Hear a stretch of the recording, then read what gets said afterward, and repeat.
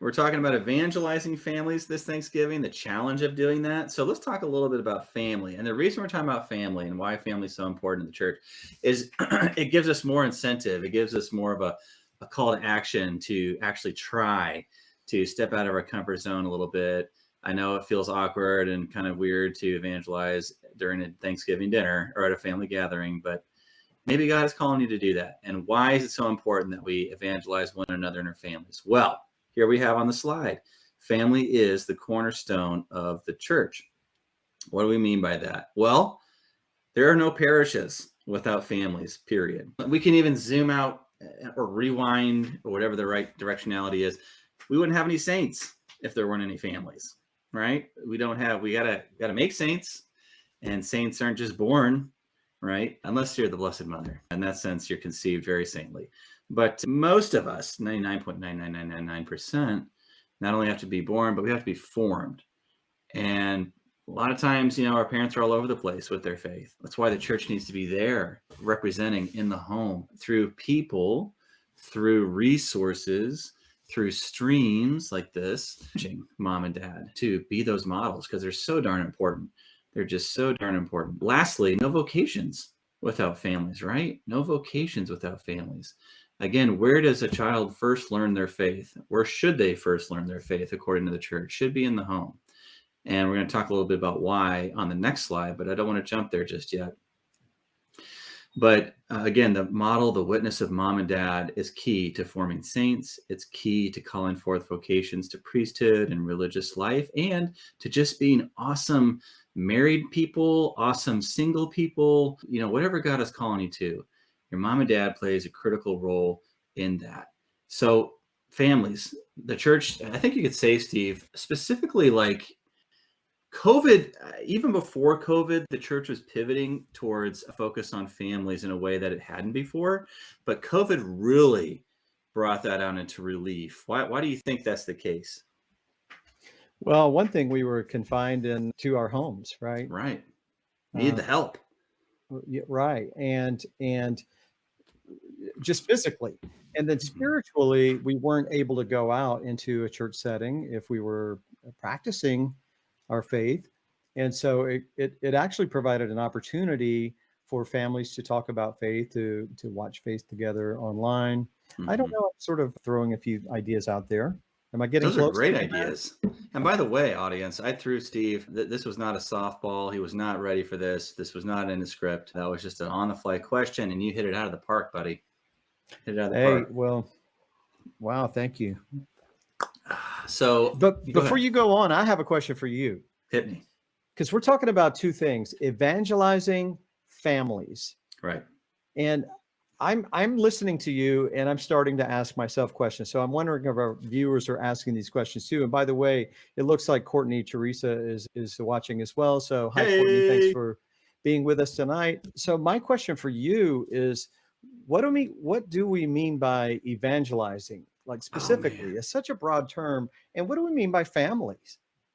Okay, so I'm going to say this, not to be dodging the first question, but we're going to get to that in that third topic. But in terms of family, so what do we mean by evangelization? We'll definitely talk about that. But I'll just give you an important key word here: witness. Witness. So let that settle a little bit, and we'll explore that word a little more when we look at the concept of evangelization in our third block. Families, it's really Amoris Laetitia, that wonderful exhortation for Pope Francis, just on family life, basically on marriage and family life. He pulls no punches. He gets right down into the nitty-gritty of what's going on in 21st century households. And there's a lot of good, but there's a lot of bad and even more ugly. And he calls a lot of it out. And the reason he does that is because he wants the church to be in those messy spaces, trying to bring Christ's care, love, and concern. And to navigate those spaces, which are chaotic, you have to have certainly grace, right? Every time we got to be rooted in prayer, but you have to have a sense of what those dynamics are and what they mean. It's just accompanying families today is a difficult job. It's almost like the lay ecclesial minister or the priest or the deacon or whoever's involved, the religious brother or sister. You got to be like part counselor. You got to be a great listener. Yeah. You got to be someone who can mediate sometimes between a couple people or a group that's disagreeing. You got to be a lot of things to a lot of people these days. So thank God for that wonderful exhortation. And family today it means a lot of different things for a lot of different people. Sometimes it's single parent families.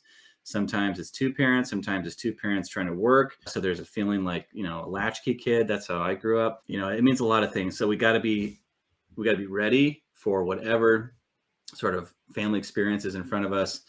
And these 4 tips we're talking about in the last block here for evangelizing our families, I think will be helpful in any of those scenarios. Okay. Yeah, I appreciate that. I mean, it sounds like we're honing mainly in on immediate family. And when I think about Thanksgiving, we see more of our extended family. And that's why I'm saying, like, how do we define that? So I think all of the above could apply, right? You were so nice. You were so nice, because what you're really saying is that was the longest, most winded answer I've ever heard, and it wasn't where I wanted to go. So I really appreciate your diplomacy. I really appreciate that. So we make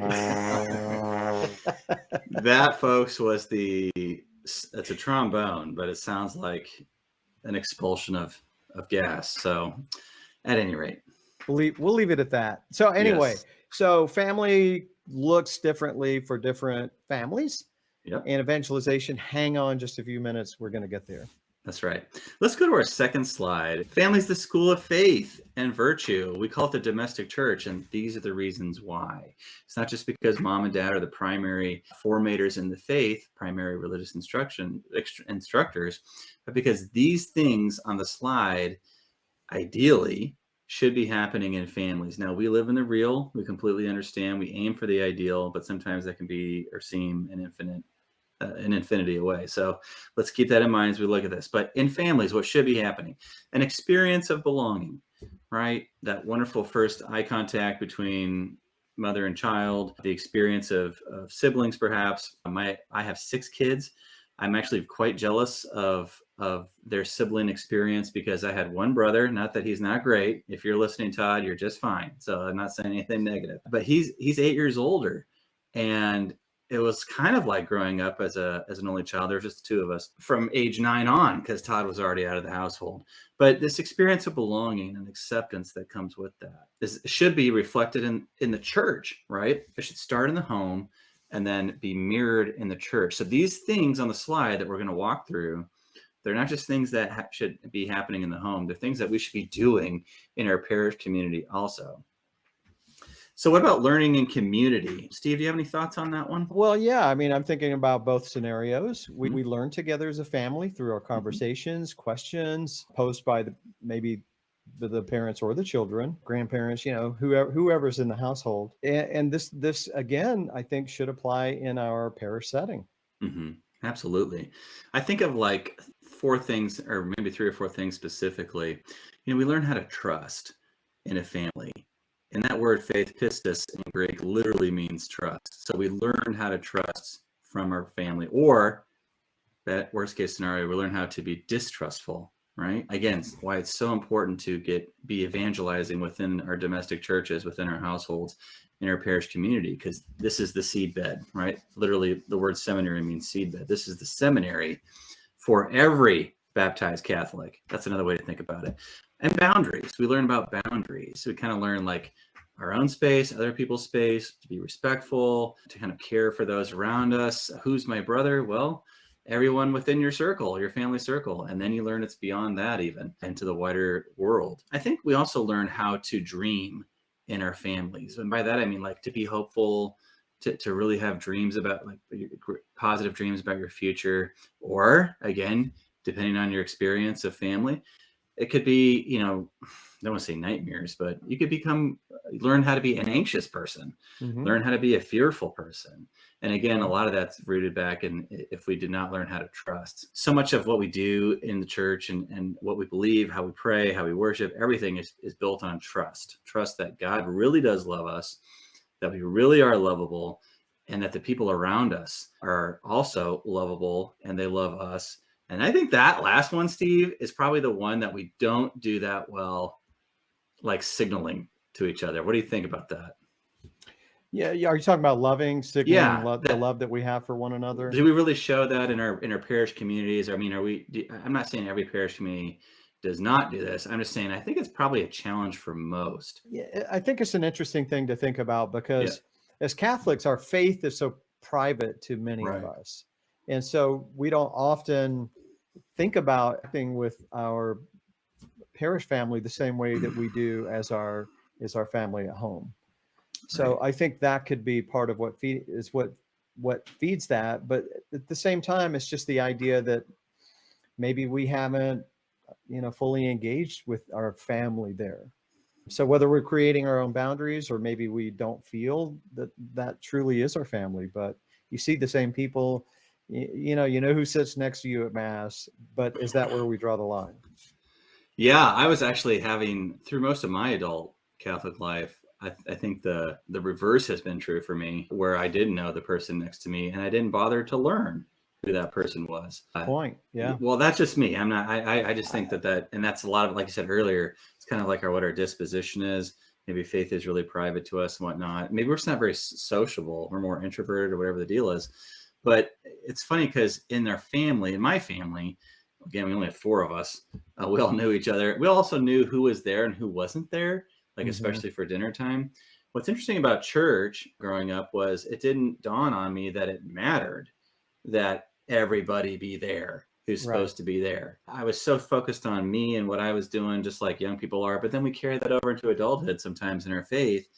And we think that going to mass is really just some sort of personal devotional experience, but it's much more than that, right? Yeah, absolutely. I think that's a great point that you raised because we're creatures of habit. And if we are Yeah. not taught how to be open and welcoming and we're experiencing a bit of a challenge in the church with being welcoming. And we're actually talking about how can we be more intentional about welcoming folks. So we're having to retrain ourselves that we can behave with parishioners in a very similar way that we behave with our family members. And I just want to make and I want to ask our viewers, and by the way, Corrine is also viewing this week. So Hey, welcome, Corrine. Corrine. Corrine, I want to ask you all a question because I'm listening to this, and this section is family is the cornerstone of the church. But this slide, oh, it's gotten large. Let me see if I can read it over here. Family is the school of faith and virtue. So we're talking about the parish school of virtue. We get that. Like we know what that is because Mm-hmm. we're used to that structure. Mm-hmm. But at home, applying that parish, kind of vision of family into our own family, Mm-hmm. there's a name for that that the church has. And what do we call this family at home? Ooh. I'll give you a hint. 2 words. It's two words. So I'm just wondering if that's coming to mind with anyone else. And we'll touch on it at the end of these points. No, that's a great question to ask because it ties together kind of that, reflexiveness that needs to be there between what's going on in the home and what's going on in the parish. All Right. right, let's bring our slide back up real quick. There we Let's go. move on. How about faith in the family, family as a school of faith and virtue? What about making space and time for prayer and devotion? Not to mention modeling these things, which again goes back to mom and or dad, hopefully both, but just making space and time, being intentional about prayer in the home. What's funny is, so we have 6 kids, as I said. My wife and I, because I'm a deacon, one thing I'm obliged to do, and actually made a promise at ordination that I would pray the morning and evening prayer of the church, the liturgy of the hours. So I do morning and evening every day. I used to do it by myself. Then Stacy and I started doing it together. And then we started doing it in the living room because we wanted to have our kids, as they go about their business, just kind of see, well, what's mom and dad doing there? Because we prayed out loud and we pray back and forth. So she'll take a stanza and I'll take a stanza and that kind of a thing, kind of imitating the old monastic choirs. And one Right. side would, yeah, it's really so kind of an echo thing. More and more, and what's really interesting, Steve, is the littlest ones are 4-year-olds and they're twins, boy girl twins. They're very curious and they stop what they're doing. They put their toys down sometimes. They just come over and they kind of look at us. And sometimes they sit by us. Sometimes they grab books and pretend to read like us. But then when they see us do things in our prayer, like make the sign of the cross or like bow our heads, like we say, and glory to the Father, Son, and to the Holy Spirit, they do the same thing. Awesome. And you could say it's just imitation, but what's funny about it is, like, just the other day, Joy, our 4-year-old girl, is like, I want to pray with you. She wants us to do that Liturgy of the Hours prayer. So there's something going on. I mean, there's so much power in parents modeling these things, particularly prayer. Yeah, I don't want to get us off track, Deacon Matt, but it reminds me of something that we're all aware of, that parents are the primary formators of their children's faith, primary educators of the faith. And so many of us interpret that literally, like the parents should be teaching all of the doctrine, the precepts of the faith. And maybe part of that, a big part of that, is the example that we set through these actions, making space and time for prayer and devotion, going to mass, how we talk to people and talk about people and treat people. Maybe that carries a lot more weight than we give it credit for. Oh yeah, and it does, absolutely. And they're always watching and listening, even when they think they're not. Absolutely. So, should we check in with our audience here on your question? Let's see if I'm seeing anything else. Linda Iacolo Mate is watching also. So Linda, Hi, Linda. welcome. So glad you're joining us tonight. We've just posed a question is how is the family unit, if you will, the family faith experience similar to the parish? We've been giving examples of how there's sort of a parallel pathway there in the parish faith experience. And there's a name for what we call the family. And I was just curious as to if anyone was thinking of that. And I'm not seeing any responses in the chat box here. Okay, 2 words. First 2 word words. begins with a D. Yeah. And the second one is church. That's quite a clue. D, church. Who knows what that is? The first one wins the prize. Silence. You get to know that you were the first one to answer that. Well, I can see already someone put that up here. What?